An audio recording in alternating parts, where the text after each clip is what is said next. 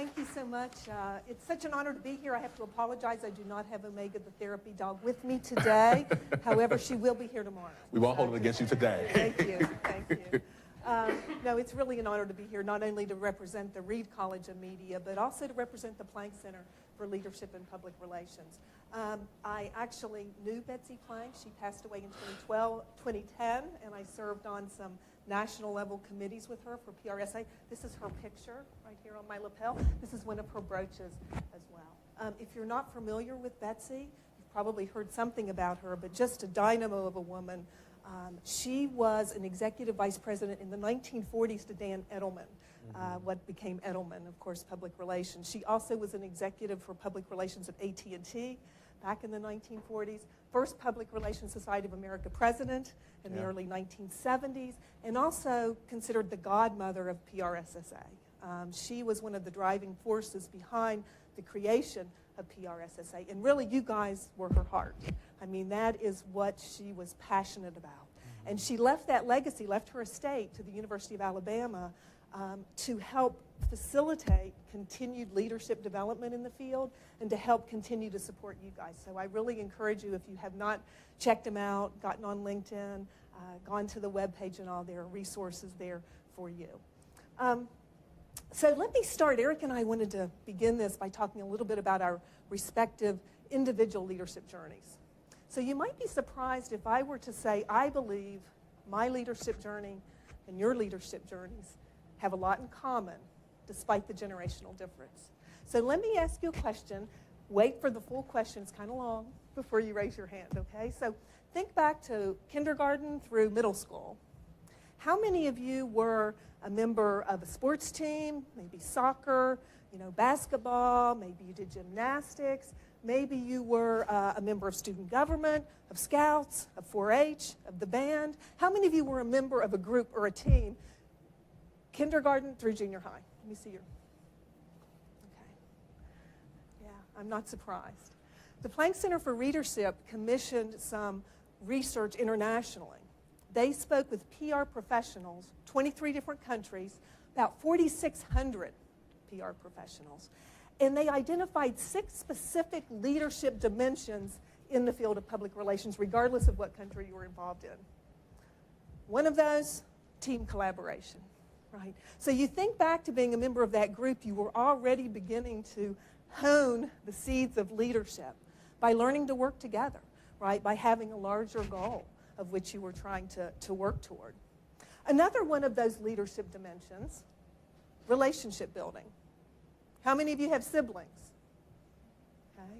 So you're constantly, right, negotiating, compromising, learning to work out issues. Or maybe you were the one in your clique who was always the peacemaker, right? Or maybe you're the one who is reaching out, nurturing relationships. Maybe you've got friends, but you're the one who always reaches out first, right? Relationship building, starting at a young age. Another one, self-dynamics. This was the third leadership dimension that they identified across countries. So what does that mean? That means being able to control your emotions. It's part of emotional intelligence, and we're going to talk a little bit about that later. But really being able to know appropriate behavior, right, to maintain poise. When we're little, when we're babies, we get uncomfortable, we don't get our way, we just cry, right? But no one wants to be around a leader who gets emotional and just cries, right? I used to work for a woman. I didn't work for her very long because it was not one that a leadership style that I appreciated. It was not the culture for me. But she literally every day would run down the hall, crisis, right? Crisis du jour. So if there's a crisis every day, there's really never a crisis, right? It's very emotional, very volatile person. Self-dynamics is being able to understand yourself and to control those kinds of emotions. Okay. Another one is strategic decision-making. Now, I did some research with a colleague at Central Michigan University, funded by the Planck Center, and we found that, as we said, leadership is seated in childhood. We looked at professionals from in India, and China, and Russia, and the US, and there's one more. India, China, Russia, Brazil. And that we were looking to see how does leadership evolve. And again, we saw all of them said we've got these seeds in our youth, seeds very early. But strategic decision-making seemed to develop later. And if you think about it, it makes sense, right? You start to become strategic, to have a vision, to see the bigger picture, to not only have a 360-degree view now, but anticipate what's coming in the future after you've had some experience, right? After you've been steeped in that. Another thing that is seeded, though, in childhood, fifth leadership dimension, ethical orientation. You think about your own values, right? You start from your family, teachers, church, right? You start to develop a sense of right and wrong and ethics. And then the last leadership dimension, this should be 6, is communication, knowledge, and management. And that's what you guys are doing right now in your undergraduate degrees, right? You're learning how to communicate with audiences through the right media, with the right messages to resonate with them. So those were the 6 leadership dimensions, again, started early in childhood. And I'll tell you some additional research that the Planck Center has funded. My colleague and I asked award-winning millennial PR professionals. So these were professionals who were aged like 25 to late 30s, who had been recognized by their state, regionally, or nationally as the Young Professional of the Year. And the one thing that they had most in common was participation in PRSSA and or PRSA in terms of their success. So you guys are already well on your way, right, for leadership development. But I'll tell you, it's just like professional development. It's lifelong learning, right? You continue to learn and to immerse yourself in leadership development, just as you do in the profession. There's a saying that said leaders are born, great leaders are born, not made. I think great leaders are born with maybe certain personality characteristics that help them be successful, but they are absolutely made as well. And so the practice that you are getting now, the experience, the formal learning, the informal learning, the TED Talks, the blogs, the books, all contribute to your success. So you guys are already leaders, and I can just see you're just going to continue to grow. So congrats on that. I now am going to turn to Eric, who's going to share a more personal leadership journey. You know, you heard his bio. He's only 25. He's done all these things, right? Yeah. And, you know, he was a PRSSA leader. I was. And he's already been recognized nationally. So I think you're going to find his story particularly interesting. Eric. Great. Thank you, Doc. Good evening, everyone. You can say good evening back, Mr. Doc. Good evening, everyone. Good evening, everyone. So if you haven't noticed already, I have a lot of energy, and I really love to feed off the energy of the crowd. So if you just stick with me and stick with Dr. Martinelli and I think you will really get a lot out of our presentation this evening. So please take out your phones, take out your pen, take out your paper. We have really worked hard to bring some nuggets that we really hope that you all would take with you, and not only just keep them for yourself, but also share them with your chapters, because you all are chapter leaders. You all are leaders in your own right, and so we want to make sure we share the wealth, share the knowledge, so everybody can grow as well, right? Right? Okay, so you all are really quiet, so just know we're going to be engaging. This is not going to be just Dr. Martinelli and I talking to you, right, Doc? We're going to be really trying to get some of your feedback as well. So Dr. Martinelli really introduced me and really set the tone. And before I move on, I want to say I'm really honored to be here, to have the opportunity to speak to each and every one of you. I do not take this opportunity lightly, and I'm even more honored to share the stage with the wonderful Dr. Martinelli. So can we just please give her a hand, because she is awesome. So my story, here it is. So I am 25 years old, as Dr. Martinelli said, and so how did I ascend to be a public affairs manager for a Fortune 100 company at 25 years old? I learned very early in life that the best leaders are even better followers, right? And so what does that mean, Eric? It means that you are a sponge. You are able to listen, you are able to learn, and you are able to support the visions of others, because once you become a leader in your own respect, you're going to want folks who are supporting you to be able to listen, to be able to learn, and to support your vision. So you have to learn those attributes while you, as you continue to grow and as you continue to evolve and develop along the way. So keep that in mind. So here we go. I attended Florida A&M University, I believe one of the best institutions on the planet. Don't get me wrong, WVU was great, but I had an awesome experience at Florida A&M University. I learned so much, not only about myself, but about just my overall background and my culture as well there. And I had different opportunities to do different things, such as be a part of the Public Relations Student Society of America. I entered FAMU in my freshman year asking upperclassmen as well as my professors, what do I need to do to be successful in this industry? And the reoccurring theme was be a part of Prodigy, which was our agency, our student-run agency, as well as be a part of the Public Relations Student Society of America. Professors also told me one more thing was you also have to practice on your writing from the moment you step on this campus to the moment you leave, and then continue to move forward and doing that after you leave. So PRSSA, Prodigy, the student-run firm, as well as working on my writing. Those were the three tips that I literally latched on to and worked on my whole time while I was at FAMU. So we talked about, I opened up by saying the best leaders are even better followers, right? And so when I got into PRSSA, I was not automatically a leader, I was a member. And then after that first year of membership, I then raised my hand and said, hey, I actually want to be the vice president. And as the vice president, it was more so because nobody wanted to raise their hand and do it because nobody wanted the responsibility of leadership, right? Nobody wanted to do the hard work. Nobody wanted to stay up all night doing name badges for conferences. Nobody wanted to do the work of putting together fundraisers, getting up early to be there for volunteer events. Nobody wanted to do that, right? Because, and especially have a title, that means you have to do it, right? So I said, you know what, I'll go ahead and be the vice president. But as the vice president, my goal and my vision was more so to support the goal and the vision of the president at the time.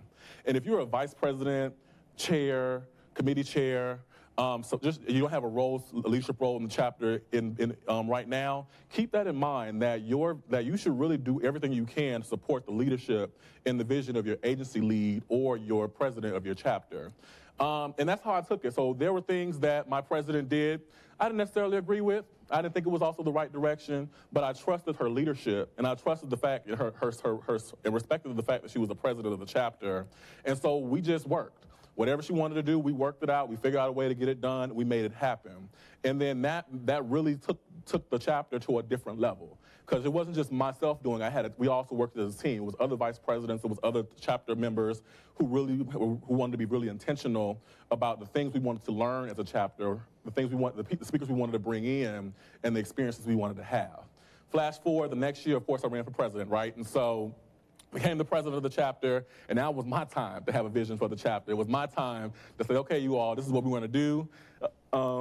But I also couldn't it always couldn't be about me, right? I had to really understand and listen to those who I, again, was leading to kind of hear not only what my vision for the chapter was, but also hear from them what they want to see come into fruition in their experience as well. Had an amazing year as chapter president. I then interned at Edelman. I was that first year the chapter president, and then that summer I had an internship at Edelman in the Atlanta office, working their consumer food group, and then from there had amazing experience. It was phenomenal. Like, I recommend going to a PR agency for an internship, whether it's the scale of an Edelman, whether it's a mid-sized firm, whether it's a small firm. Agency experience is like none other. You really learn and do everything. And that's the experience I had that summer. Through my cohort, I met someone who was familiar with the national committee process, or who knew somebody who ran for national committee. We talked about it, and she was like, Eric, I think you actually be a good fit for one of the positions. You should really look into it. And I'm like, no, I'm not. Like, I'm just like, this Edelman internship, this is it for me. Like, I love it. I'm like, I just want to like ride out the rest of my 2 or 3 years left at the university and come back here and work full time. I thought about it some more, and I was like, well, you know, I read the job description for the vice president of advocacy role, and I was like, well, I can do this. It's just like being a chapter president. You're just scaling up of like doing it for 350 plus chapters across the U.S. and I think one in Europe, Puerto Rico. No. South America. That's the other one. 3 in South America. And so I just threw my name in the hat, and I was like, well, it does not hurt to try. So I just went ahead and threw my name in the hat and see what was going to happen. Went to Charleston, South Carolina to run for the position, right? And there were other folks who were running for national committee. And who's all been to a national event before? Okay, right. So who's all been to the assembly before? Okay.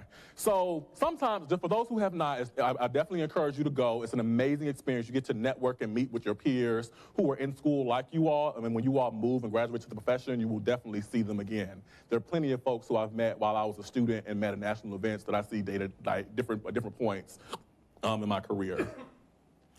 But I said to say, at Assembly, it's kind of like this survival of the fittest type of atmosphere where everybody's trying to get to know you, but they're just trying to get to know you so they can get your vote. They want you to vote them in to be a national officer because it's really cool, it looks really amazing, it's on your resume to be a national officer. But when the work comes, it's then something totally different because you're actually the hardest working PR student in the country. But my approach was, I really want to get to know who the members are of the organization. This is actually my first time going to a national event. I want to know the people who I will potentially end up serving. And so for the first, I want to say, day and a half, nobody even knew I was running. Like, I did not introduce myself as like, hey, I'm Eric Wingfield, I'm running for Vice President National. No, I didn't do that. I was like, hello, my name is Eric Wingfield. I attend Florida A&M University. This is my first time attending this event. This is your first time? And we had those type of conversations, right?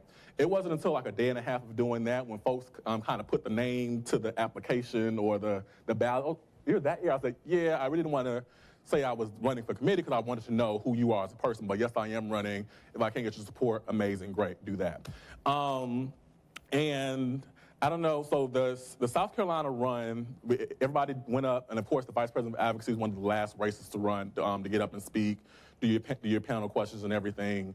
And students, that was literally by far known in history as the longest election, because literally we were up there for like 45 minutes answering Q&A about what our thoughts were for the position.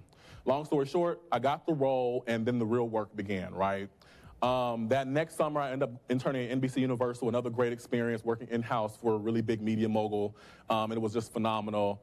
And then came back to Florida A&M University. I knew that I was going to finish. I knew that because of the exposure I got from National Committee, the type of work that we did, the people who I networked with, networking is important. We'll talk about that in our presentation. That I will land somewhere, and definitely, most likely, I wanted to go back to Edelman where I had interned. And so that was on my mind, but also a huge desire I had was to complete my master's degree and go to grad school. And interestingly enough, as fate would have it, I attended the DC PR SSA Icon event, and I met Nicole Beeson, who's sitting right there in the back. And we were just having a great time, and like we had spent the whole day like networking and recruiting and talking to people. And so we were both, so Nicole was tired from the WVU IMC recruiting, and I was just tired, like, because I was a national committee member, so we had to be on, right? We had to meet everybody, we had to smile, and we just wanted to like relax and decompress. We had Nicole and I had a conversation, again, authentic conversation just about what I was interested in doing, what she did, and how she get her role. She asked me about some of the things I wanted to do, and I said, I really have this burning desire to go to grad school, but I just don't know how to work it out right now because folks, my mentors keep telling me, go get experience first, then go to grad school. And other mentors said, just go ahead and get out of the way. You can make it work with your experience. So I was kind of like in a catch-22, right? I went ahead and somebody told me this, one mentor told me this one piece of advice that I'll always take it with me. Your journey is just that, your journey. And that is true for your leadership journey is that. So you have to appreciate your journey, where you are in your journey, as well as the steps you're taking in your journey. And understand that just one decision you make is not an end-all, be-all. You can always pivot from that decision and then move to do something else. I was still young. I was in my early 20s at the time, 19, 20 years old. So a lot of times at that age, we put the world on our shoulders, right? It'd be like, we have to have the perfect internship. We have to have the perfect job. We have to have the perfect grades because we want to have the perfect career when in our actuality, perfect doesn't exist. Perfect is whatever you make it. I'm really happy and comfortable with what I do right now because I let go of other perceptions of what perfect was, and I made perfect what I wanted it to be. And so from there, I made a decision to come to grad school. I came to the best IMC program in the country, WVU. And I was also, it worked out because the program hired me as a graduate assistant. So I had a job, getting experience in my field, and I was also getting my master's degree. So it's amazing how when you put things out there, the things you want to happen, and you just believe it, it kind of comes to you. So I spent a year and a half here in Morgantown, West Virginia, in this very room, on my cubicle is actually around the corner if you want to see it. In this very room, and learned and listened. And again, I was this big national officer. I had all this esteem. Like, people knew who I was. I'm now a graduate assistant, the lowest thing on the totem pole in a university setting, right? And again, I had to remember that the best leaders are even better followers. And so, although I was very blessed to have a lot of autonomy and be able to recommend things and suggest strategies and suggest ways of doing things, I had to remember, at the end of the day, I'm not the leader. But if I want to be the leader, I have to support the leader's vision. So my director is actually in the back, Chad Mesra. He's in the back right there. And there are plenty of times that there will be, like, Chad will be in a meeting and Nicole will be in a meeting. And they actually invited me to the meeting sometimes. And I was like, I disagree. And Chad was like, that's great, but we're going to do it this way anyway. And I was like, you know what? Okay, because you are the boss, right?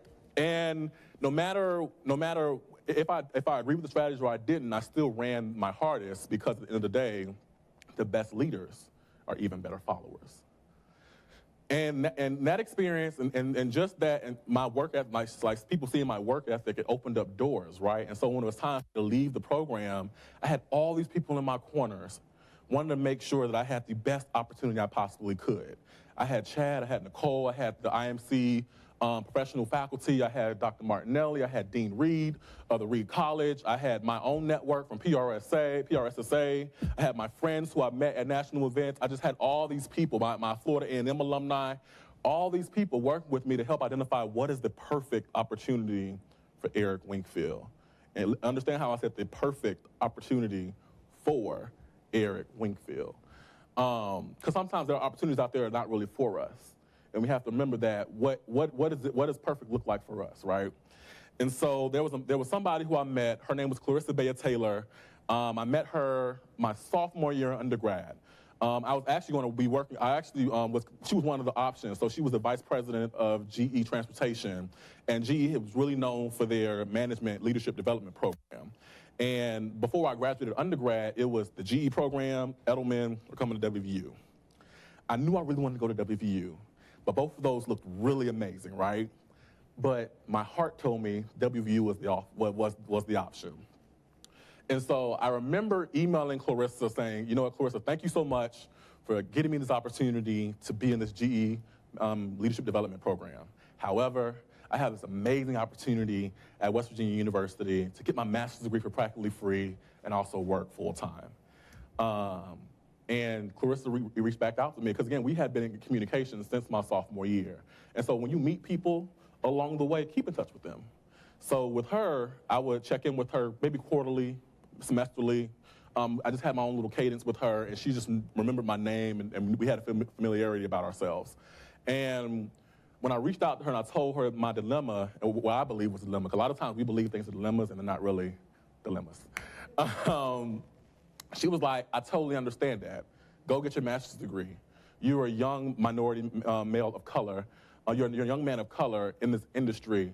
Go get your degree, right? And so she was like, GE will be here when you're done.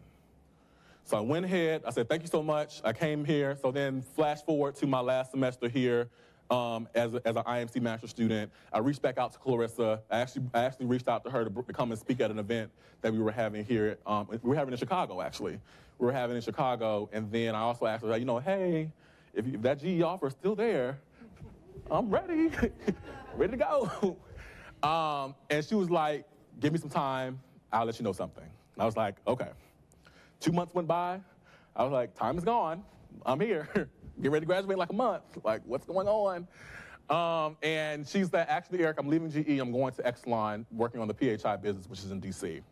I had a great time at GE. I spent 15 years there. I'm ready to do something else. So my response to her, congratulations, go for it, amazing. However, if you're looking to build a new team, you need somebody with some junior level experience, you just need to do some things, here's your guy. And she was like, actually, I do. She was like, what do you want to do? I was like, well, you know, I really want to start out doing media relations, but I don't want to just limit myself there. I also want to do some internal comms and do a little marcom, because I have this real good IMC degree. I can do all this type of things with it. I want to try out some video, like video producing and things like that. Literally a week later, she sent me a link with everything that I said I wanted to do in that link. and I applied to it. Applied to that job, and originally the job was going to be in Salisbury, Maryland. Who knows what Salisbury, Maryland is? Okay, you guys are much better than I am, because I had no idea where Salisbury, Maryland. I couldn't even, what was I called, like Salisbury, when I first got the offer. And so, wait, are you all from Eastern Shore? Hey, not Eastern Shore? Maryland, okay, great. I had no idea what Salisbury, Maryland was. I was like, where is this, right? Again, kid from Miami, Florida, originally from right here, right? And so I was like, okay, great. I was like, if that's the opportunity I want, that's what I want to do, I'll go travel to Salisbury, Maryland. Sometimes the opportunity you want, and sometimes the leap you need in your career is in a place where you never thought or never think you would ever go. Never would have known I would have been in Morgantown, West Virginia. And when I was telling my family, my friends who are all from Florida, that I was moving to West Virginia, they're like, oh yeah, Virginia, right? Anytime we go to Norfolk, like whatever, we can go. I was like, no, it's West Virginia, a totally different state. But I'll be there for some time. But I said, you know what? I'm going to take the job. Wherever you want to put me, I'll put it. And then as chance have it, she ended up having to relocate that role to the nation's capital.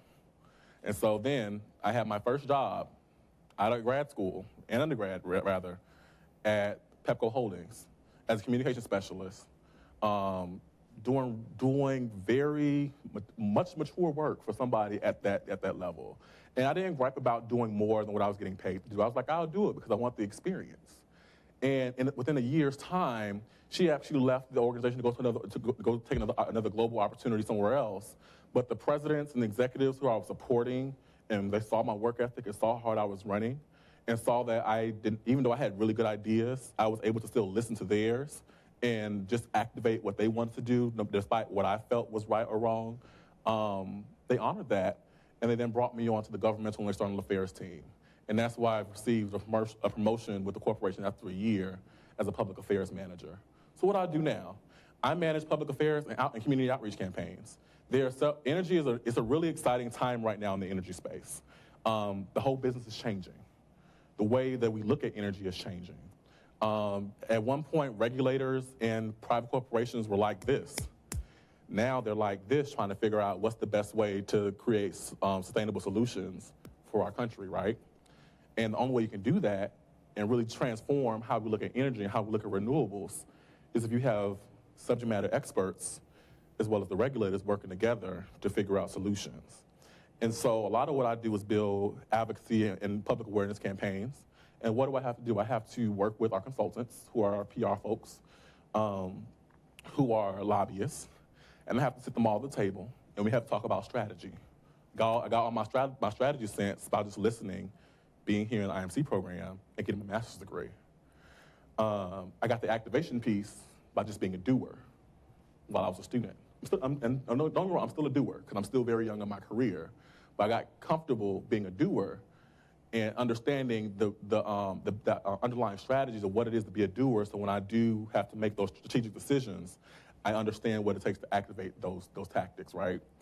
And so that's my story. And I'm here today talking to you all. I was honored. And that's one more point, and I'll turn it back over to you, Doc. I have the ability to be honored as the Emerging Leader of the Year by the Planck Center. Thank you.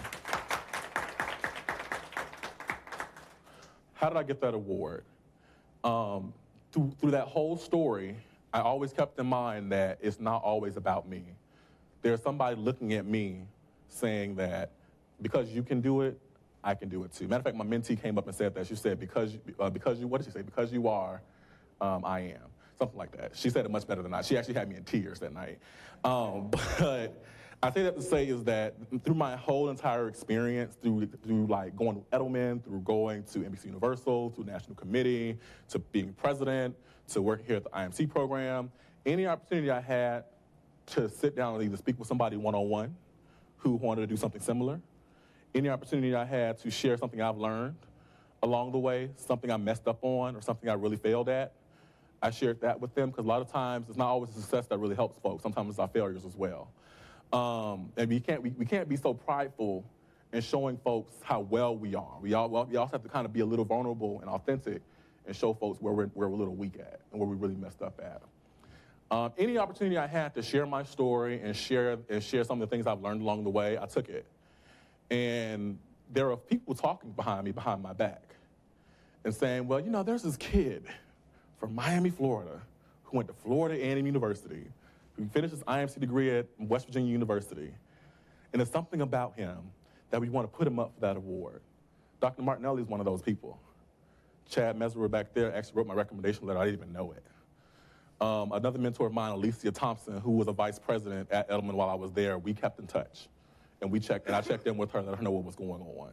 Keith Burton, who I met for the very first time in Boston when the PR SSA conference was at Boston, said, there's something about you, kid, and I want to be a part of your journey. And I was like, I'm young.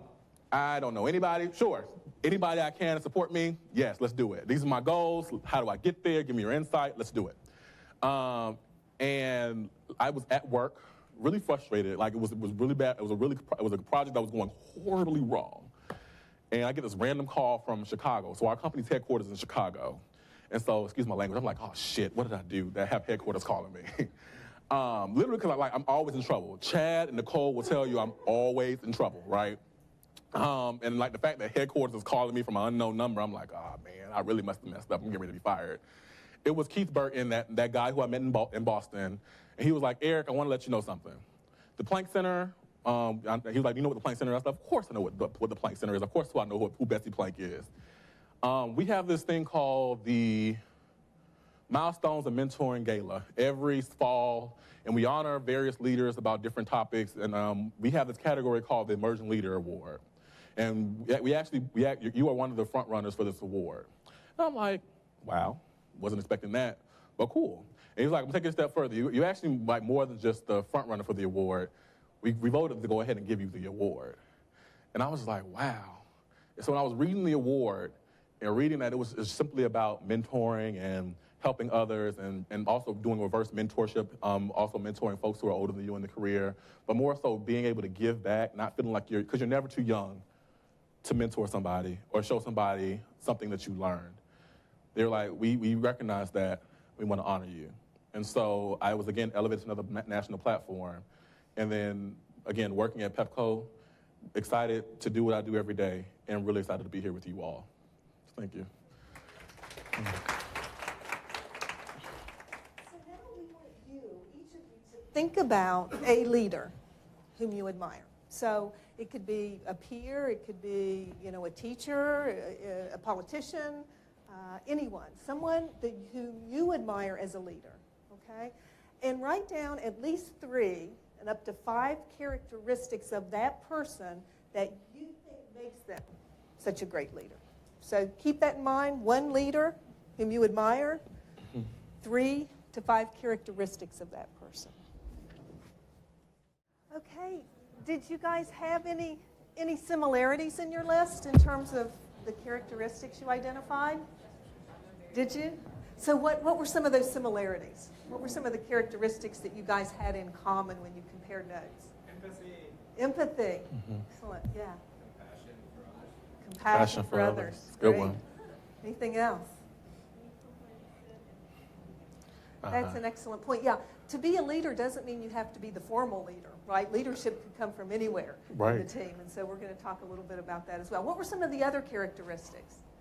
We have empathy, right? Yeah, in the back. Communication. Great. So important. Yes, sir, you had your hand up? Trustworthy. It's a good one. Yeah, we're going to see some of these same characteristics again as we move through the program. So as I mentioned before, research demonstrates that leadership really begins at a very, very early age, and team leadership is usually the first foray into leadership for young people and for leaders in general. And it doesn't matter what size team you're leading. It doesn't matter kind of what kind of team it is. It doesn't matter where in life. Leadership principles hold across all of these kinds of situations. Great work teams, of course, have great leaders. How many of you have been on a work team? Maybe it's a classroom team, maybe it's a PRSSA committee that didn't go so well. Why? What were some of the reasons you think it didn't go well? Yes. Poor communication, okay? Communication skills, yes.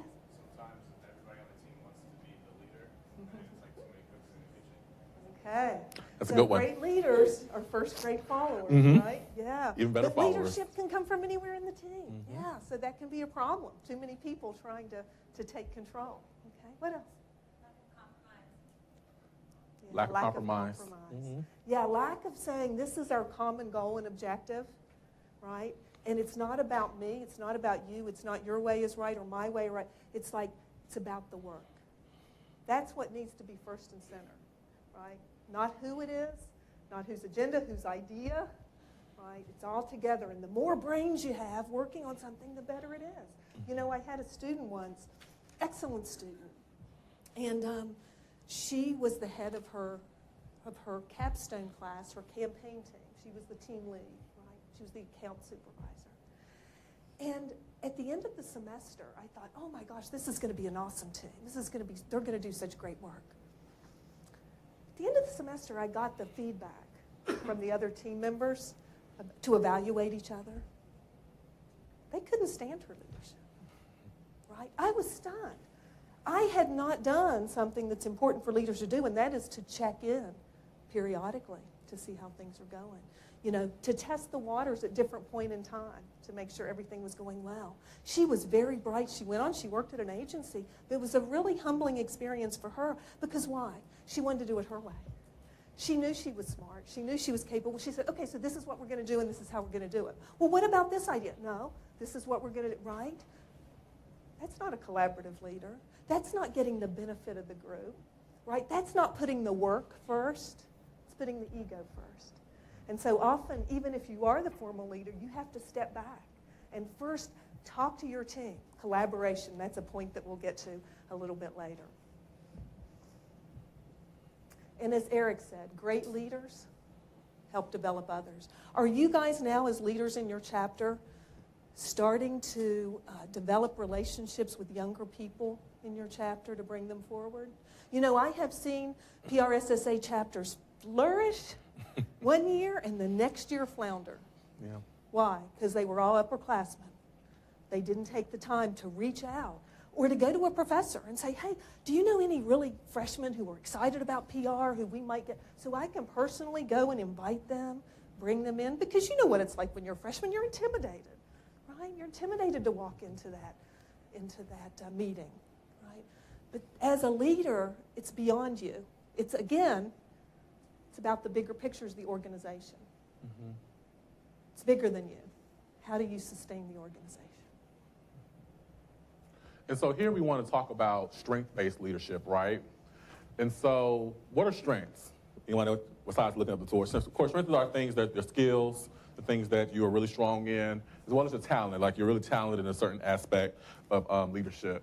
And a strength is an attribute or quality of an individual. And so one thing about strength-based leadership, we don't have to be strong in everything, right?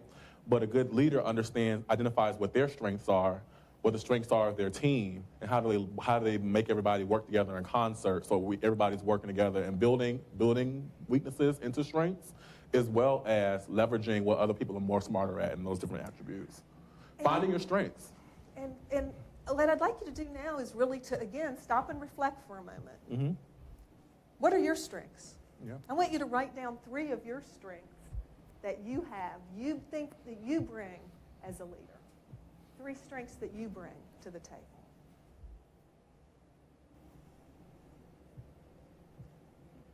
When you've got your strengths, I want you to turn to somebody you know, and I want you to ask them, what do you think my strengths are?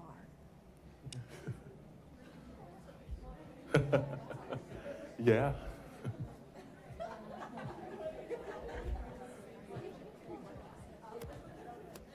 You might want to get in groups too, maybe like, you don't have to get up or anything.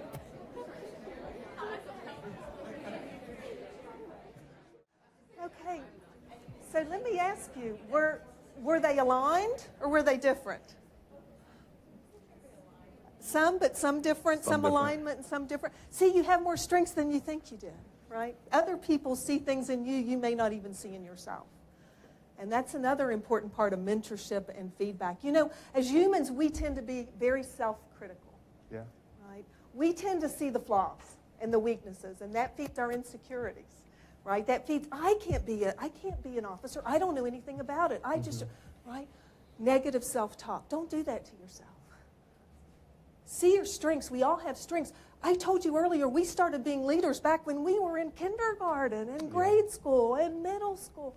You bring a lot to the table just as you are. And you know people you can ask who can help you along the way.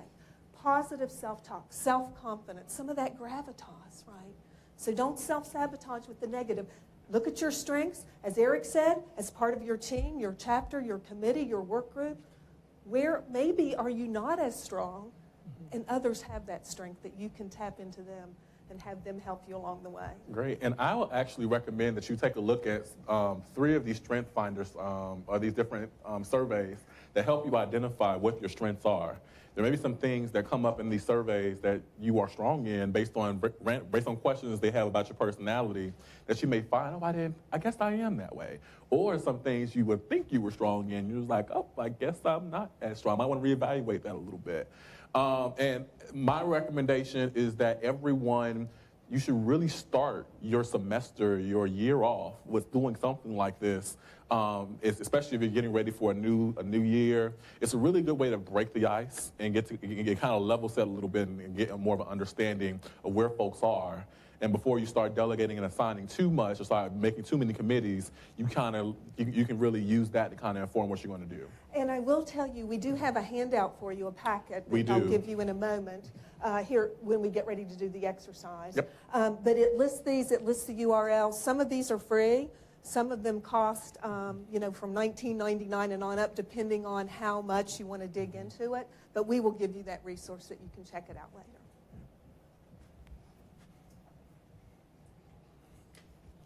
And so now we're going to go into our guidelines for building constructive and rich teams. So number 1, every team needs clarity and structure, right? So you need to know who's doing what, whose wheelhouse owns what project or what assignment, and make sure that's clearly communicated at the beginning. Yes, things change throughout time, but you want to make sure you have a clear set of what's what in the beginning. Then you want to be sure to clearly communicate what your goals are. As leaders, that is our bread and our butter to make sure we set goals and we communicate those goals, right? And we want to make sure that we also clarify the individual roles and how those roles affect the achievement of those goals. One thing I will say is when you're setting goals, make sure you also set up checkpoints, right? So you can kind of measure yourself and measure your team of where you all are in achieving your goals. And if, through those checkpoints, you can kind of decide, okay, is it working? Great, we can leave it as is. If it's not working, where are those opportunities that we can identify to really maximize? Do we have to shift some people around? Do we have to just bring a different idea to the table? How do we really coach because we're coaches as well as leaders, how do we coach our team to really hit those targets? Establish norms of conduct and protocol. So what is your way that you want people to report into you? How do you want people to check in with you to make sure things are happening? What are the protocols of how everything will operate in your chapters and your agencies? You want to make sure that your teams know that as soon as possible. So right after you identify your strengths and everything, you want to make sure folks are clear about how everything is run and what is appropriate and what is not appropriate. And set standards. As the leaders of our teams, we are the standards that we hope that we want our folks to follow, right? And so whatever standards you set for your team, be sure you can be able to follow that yourself. The worst thing to be in the world is to have all these high expectations for your team members, and then you can't meet those expectations yourself. And it also level sets a little bit as well. And assess and identify strengths, right? We talked about the strengths finders, and so somebody may start out really strong in one area and kind of lack a little bit as you move on time. But be mindful of that. Keep an eye out on that. Watch that, and then make appropriate moves as necessary. Foster collaboration and inclusion. We talked about this. Don't be that know-it-all who's making all the decisions, right? I mean, more brains are better than any one brain. So make sure that you have set the tone for asking other people's ideas and advice before just coming in and saying, this is the way we're going to do it. Creating a climate of trust, we talked about that. Being honest. If you don't know, just say, I don't know. but let me find out for you. Don't try to fake it, right? Be honest with people. Be visible and open, obviously. Listening. Listening is so important. Being fully present when you listen. That is a skill. That's part of that communication skill that we talked about, the leadership dimension, right? It's not just about being able to verbalize effectively, but listen effectively. This means that, usually when we're in a conversation, important conversation with someone, what are we doing? We're usually thinking, okay, what am I going to say? Okay, yeah, that reminds me. I want to say this. I want to say this. And you're holding that in your mind. I want to, or you step on someone. You interrupt because you want to get engaged in that conversation. Instead of sitting back, listening fully, and then when that thought comes in your mind, instead of trying to hold it so you're not fully focused, because when you're doing that, you're listening, your perception narrows. When we multitask, our perception narrows, right? So then you can't pick up the nonverbals, right? You can't wholly be present to process what that person's saying. So if that happens to you, say, just a minute, please hold that thought just a minute. I want to write this down. It's relevant, but I want to be able to come back and focus wholly on you, right? So listening with your full self. Exhibiting positive energy. Right? It's all about energy. Mm-hmm. Now, this guy doesn't have any energy. But no, right? All about the energy you bring. Yeah, can I interject right here? So you have to set the tone for how you want your team to respond and want your team to be, right? So if you're walking in like, oh my gosh, like we can't do this. Or you may not be saying it, but your demeanor is like, I don't know how we're going to get through this thing. You can't be that way. You have to really exude the energy that you want your team to be able to take on because, again, you are the leader. You're the head, and it starts with you. So even if it's impossible to you have to come in, okay, this is how we're going to do it. We're going to get it done. Figure it out. We're going to have fun doing it as well. But you have to be the one to really exude the energy you essentially want your team to have. Exactly. Years ago, I was at a stress management session, always learning, right, always growing.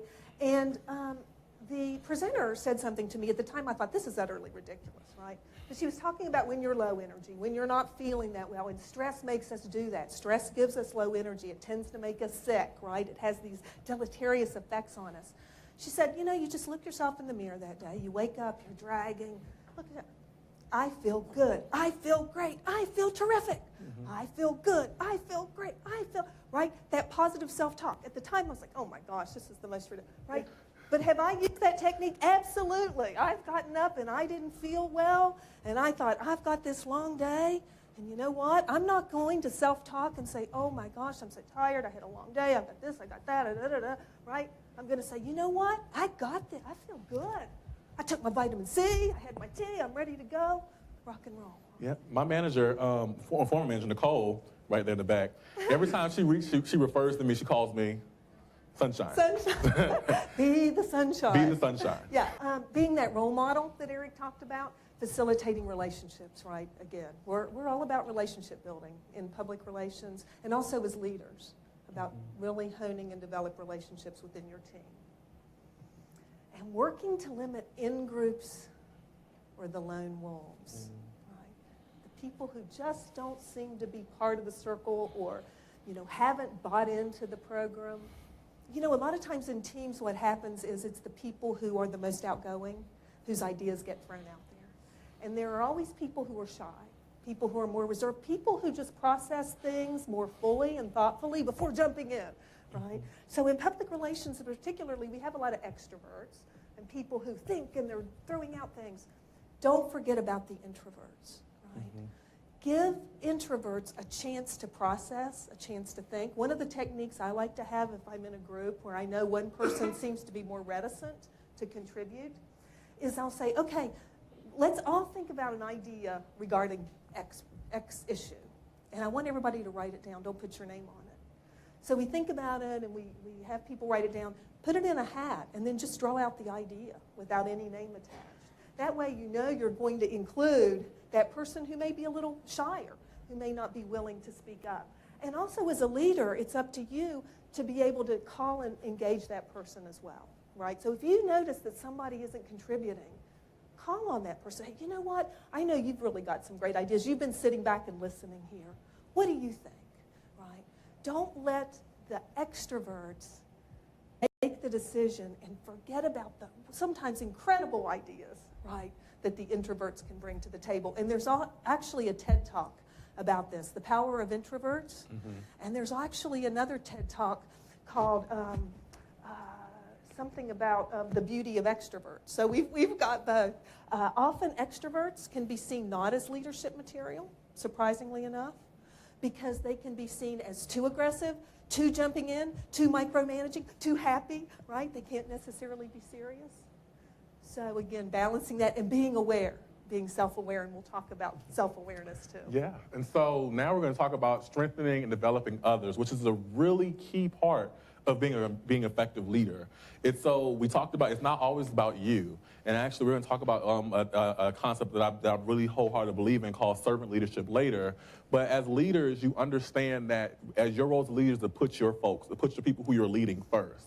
And it involves other idea generation and decision making. So you, as a leader, you don't have to make every decision, believe it or not.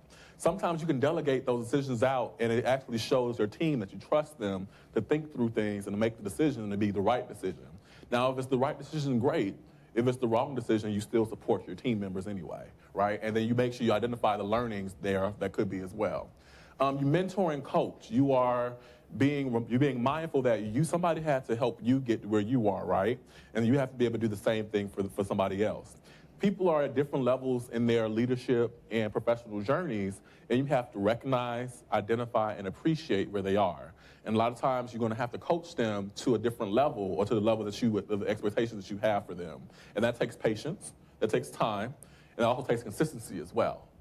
From there, I would say, next point, what's the difference, right?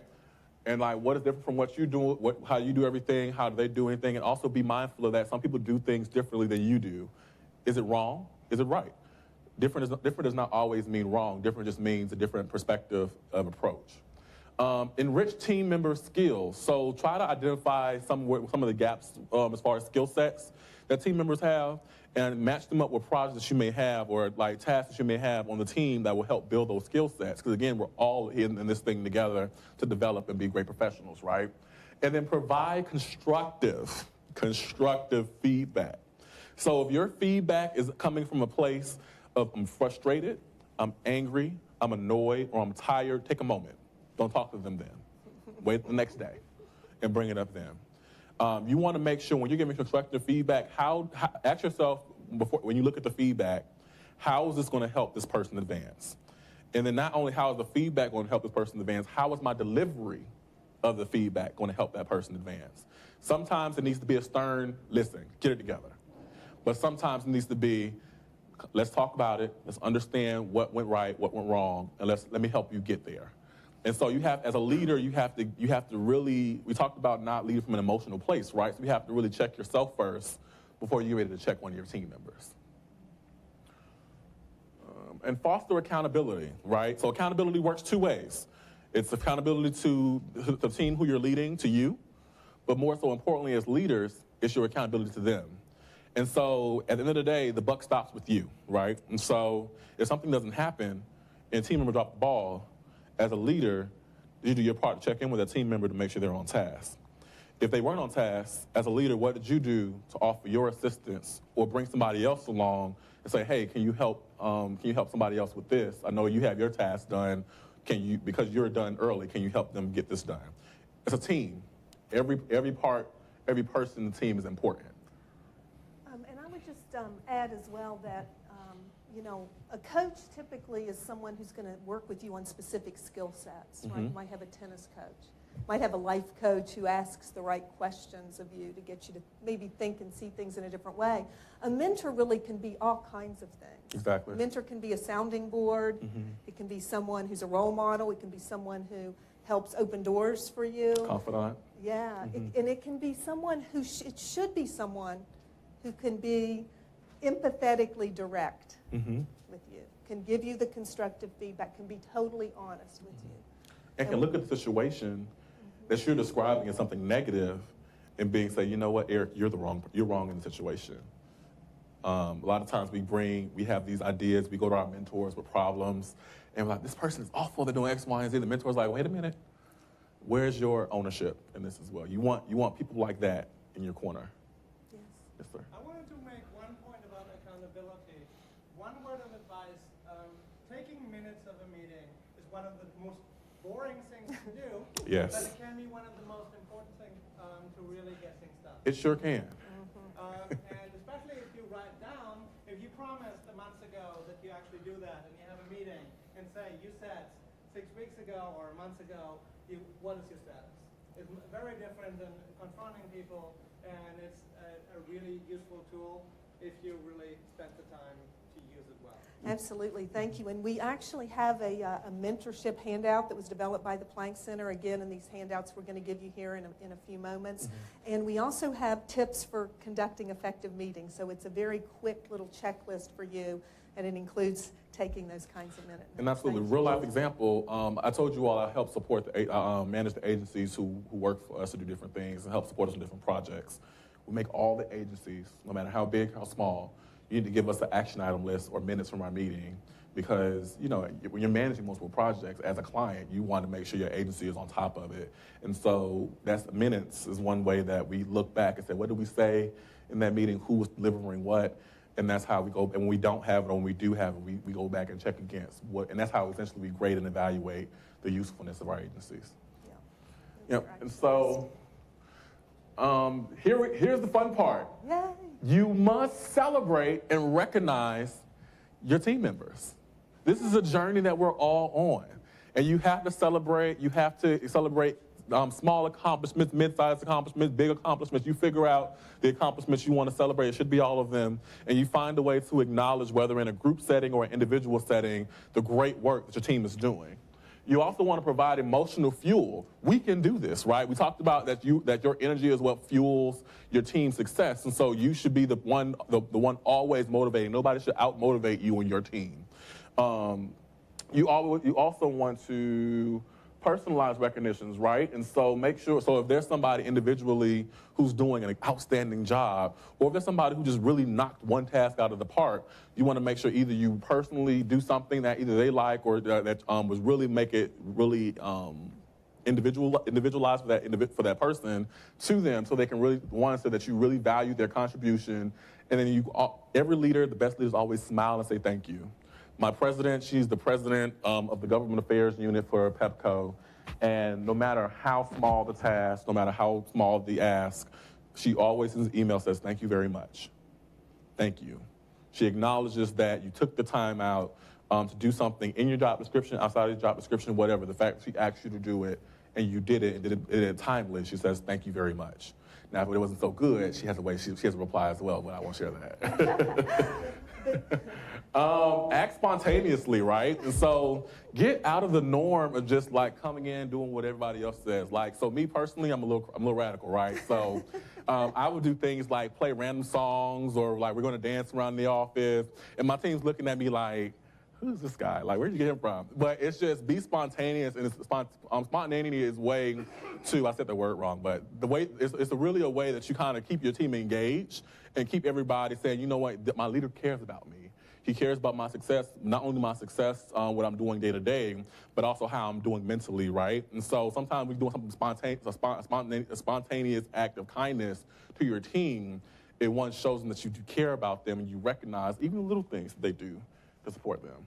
And get silly. I tried to get Eric to play the song that he plays for his team, but he wasn't going to do that today. So. She wanted me to play the wobble, and I was like, Doc, I don't know if the wobble was an appropriate message for the conference today. Yeah, you can tell I don't know what that song is.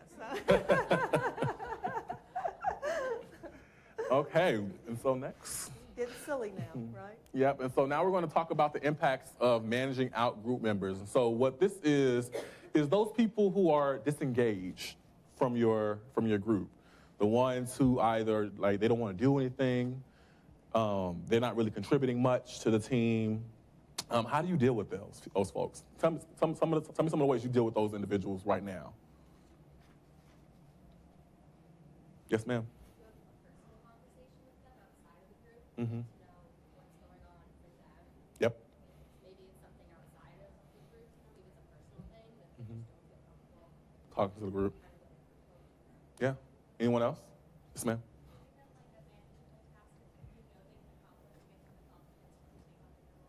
giving them a manageable task that you know they can accomplish, they can take on bigger roles. Amazing. Another great point. Anyone else?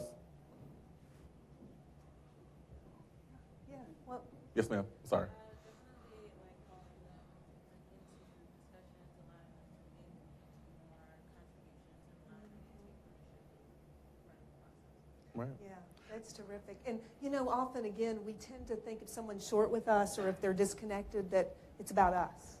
Yeah. Right? We take it personally. Mhm. You know, what did I do? Why are they acting like that? It's not about us, right? It's usually about them. So there's something going on with them, as you said. Maybe it's a lack of confidence. Maybe it's a personal issue. Maybe somebody's sick at home. You know, maybe they feel as if they're not valued, right? So don't assume it's you. Assume, right, that reach out. It's about the other person first, not about you. And as leaders, you want to keep an open mind at all times, as much as possible, right? Because you know sometimes it's easier said than done, right? But you want as much as possible keep an open mind about the situations of the individuals who you're leading. And so some of the effects and the impacts of group members like these is that it can really damage the climate and the culture of your group. Like their demeanor and their disposition of what's going on can really really bring others along with them. They typically try to click up a little bit and say, well, have you recognized X, Y, and Z? That's not working. It's ridiculous. And then now you have it's being a little infectious, right, to your team. It can negatively impact the energy and the synergy. Folks who are working well together are now not working so well together because of these individuals, and it also reduce the respect they deserve in the overall organization. And so, Doc, my clicker is not working. Okay. So here are some strategies that we have to that we really wanted to talk and share with you all. Number one is listen, right? As leaders, as communicators, right? One of our key things as communicators is the ability to listen. You always foster and work on the skill of listening and actively listening as well. And Dr. Martinelli and I talked about this, is when you listen, don't listen to react or to respond to what they're telling you. Take a step back. Take a moment to really process what it is that they're telling you and hear something. And you probably can hear the solution if you listen hard enough. Show empathy. If it's a personal matter, a family issue, we are all human, right? And so remember that you do have goals, you do have metrics, you do have things you want to achieve, but at the end of the day, we're all human. And if somebody's not doing well as a human being, you have to be able to take a step back and really help them. Whether it's, okay, I understand you're going through this right now, let me pull in somebody else to kind of help aid you get that done and move that across the finish line. And help them feel included. And so a lot of times they have an attitude or something's wrong, and they know, and a lot of times they may be guilty of their own selves of the lack of performance they're bringing to the team. And so let them know that, okay, this past is the past, but how do we move forward? And how do we get you back into the fold, right? And then help facilitate that, because maybe as a leader, you might have to be the one to help facilitate that inclusion back into the fold. And then call on them for feedback, right? Dr. Martinelli always says, try to watch their body language in groups, and see who's disengaged, see who's engaged. A lot of times they're disengaged because you have a lot of type A personalities around the room, and they really can't get a word in. So they was like, well, I can't get a word in anyway, so let me just sit back. You might have to be the leader, say, wait a minute, she has something to say, let me hear what she has to say, to be able to level set what people are doing and what's happening in the room. And I would add to that, reinforce the fact that they're speaking up, even if it's an unpopular position, right? Mm-hmm. I know, in faculty meetings, right, we have a faculty member who often is the one who will speak up and be the naysayer of an idea, right? And at one time, this person came to me and said, I feel terrible because I'm always one speaking. I'm just going to quit speaking. No, right? So when this person speaks up, it's like, thank you so much. Thank you for bringing that perspective to the table. It may not be the perspective, right, that we end up going with, but we need to have all of the perspective. We need to think about this holistically, right? So what you have to contribute is really valuable. Thank you for doing that. And you might even see them afterward too, right? Those people who tend to be the ones who step on others, or maybe are the type A's who jump in first, right? Because you have an idea and, I know, I'll solve the problem, right? You may have a talk with them as a leader and say, hey, you're fantastic. You're always energetic. You always have an idea, but how about if you just sit back first, right? Because I don't want the younger, fresh, I don't want people to be intimidated. I don't want you to solve all the problems. And as the leader, it's not up to you to solve all the problems. You got a whole team, right? So use that team, listen to them before jumping in. Give them a voice. So servant leadership, here we go. So I introduced this topic earlier when we began, and servant leadership is just that, like understanding the fact that as a leader, you are serving those who are following you first. So their needs come before yours. Their well-being sometimes come before yours. And if you're a good leader, you balance that well, right? And so it's between the blend and balance between leader and servant. Servant first, you focus on the needs of others, especially when the members, especially the team members, before you consider your own. And then this type of leadership can come from anywhere on the team. So we talked about how sometimes there can be too many cooks in the kitchen, right? Too many chiefs, no Indians, right? And so how do you level set? Even though you have a strong opinion, you may feel is right, can you take a step back? Is it like, can you like lose this battle to win the war, right? And so do you always have to be right? There are more than one way to get there. And how do you identify that to your team members? You don't lose leadership credibility in this role. Actually, people respect you more when you identify and show that you actually care about them and their success more than your own, right? You have people who end up wanting to work harder for you, do more for you if you position and posture yourself this way. It also leads to higher engagement, and again, they trust you even when your decision as a leader isn't the most popular decision. They're like, well, because I know you're not going to lead us astray, and I know you trust us as your team, we can go ahead and do whatever it is that you want to do. Leads, and it also really fosters this sense of innovation, right? We always want to be sure that we're getting the best ideas from diverse voices and diverse perspectives. We all grew up differently. We all had different life experiences. We all had different career experiences. Your internship was different from my internship. Your time with your take on the material in PR class is different from my take on the material from PR class. How can you bring all that into one big pot and leverage that so we can have a very innovative and creative way of how we tackle this problem that nobody has possibly even thought of before? Acknowledge others' perspectives, even when you do not agree with them. Try to listen to understand their perspectives before you listen to react to what you believe may be not the right or wrong way to go about it. Provide other support and meet their work and personal goals, right? So how do you do that? You have to have conversations with those you're leading and understand what is important to them, what makes them tick. Where do they want to go? Do you know what your team wants to do professionally after they graduate? Have you trying to figure out how you level set that or against like what you're actually assigning them to do on your teams? Think about those type of things and help each other succeed. We are all students. I'm sorry. You're all students. Praise the Lord. Oh, we're all students. We're all students, and we need to help each other succeed. Involve them in the decisions where appropriate. So I talked about not every decision has to be your own, right? Some things you can delegate and say, you know what, whatever you decide, I'm good with it. Go for it. That really shows you trust them, and that shows that they have opportunity to then get a sense of what this leadership thing really looks like. And build a sense of community within your team. The best teams are the teams that can laugh, have fun. They're working. It doesn't feel like they're even working at all because they're just having a great time, right? Yes, it's not always going to be songs, roses. I'm about to say the sun's not always going to be shining in your team. But when you have a community and you have folks who are on the equal page and who one understands and respects where you all want to go, that's what's going to shine through and get you all through those tough times as a team.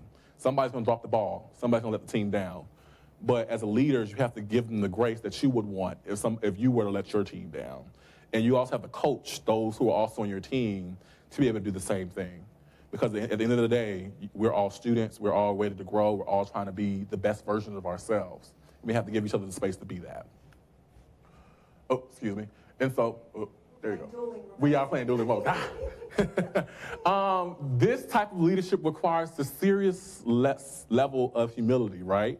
And so a lot of times it's just, again, for the better, what's best for our teams. How humble are you? Are you a humble person?